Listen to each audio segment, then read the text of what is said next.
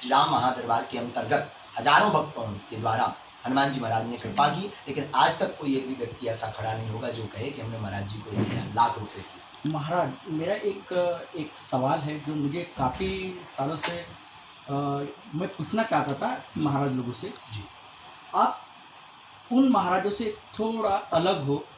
मैंने महाराज देखा है, जैसे काफ़ी महाराज हैं उनको सिक्योरिटी रहती है, लेकिन आपको सिक्योरिटी नहीं है। जी, महाराज को क्यों सिक्योरिटी चाहिए?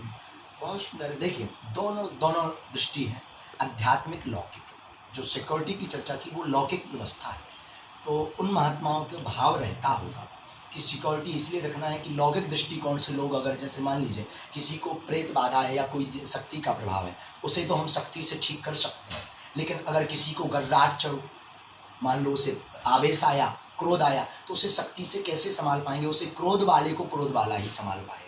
इसलिए महात्मा लौकिक दृष्टिकोण से अपने पास व्यवस्था रखते हैं, सुरक्षा रखते हैं कि अगर लौकिक दृष्टिकोण से आया तो लौकिक दृष्टिकोण से हमारे बॉडीगार्ड निपट लेंगे, और अगर आप शक्ति वाले हैं, आध्यात्मिक दृष्टिकोण से आपने कोई प्रयास किया तो उसे आध्यात्मिक दृष्टिकोण से, पावर से उसे जवाब। महाराज, मेरा एक प्रश्न ये है, महाराज मेरा प्रश्न ये है कि निसंतान दंपतियों को संतान का मिलने का दावा आप 100% करते हो क्या?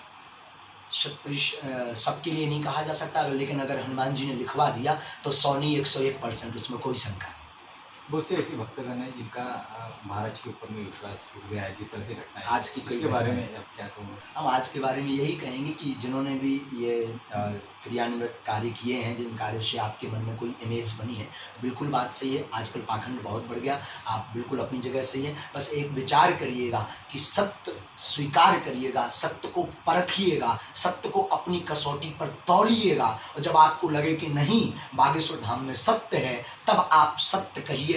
अगर पाखंड लगे तो पाखंड बोलिए, झूठ लगे तो झूठ बोलिए, और अगर आपको अत्याचार लगे तो अत्याचार बोलिए। जो पहले आप अपनी मानसिक बल की कसौटी पर उस महात्मा को, उस स्थान को, उस शक्ति को पहले तौलिए। मेरा एक लास्ट सवाल है आपसे। जी, आप ये बताइए कि देश में की हालात पे आपके क्या विचार हैं? देश की हालात पर मैं यही कहना चाहूँगा कि हमारा सनातन धर्म से, किसी भी धर्म से, किसी एक धर्म की चर्चा नहीं, धर्म से लोगों का पलायन होता जा रहा है, और लोग केवल फॉर्मेलिटी के लिए धर्म को मान रहे हैं, इसलिए हमारे देश में फॉर्मेलिटी प्रारंभ। ये थे हमारे साथ परम पूजनीय श्री वीरेंद्र कृष्ण महाराज जी, जिन्होंने हमारे साथ दिल खुला संवाद किया मीडिया के साथ। आपका धन्यवाद सर।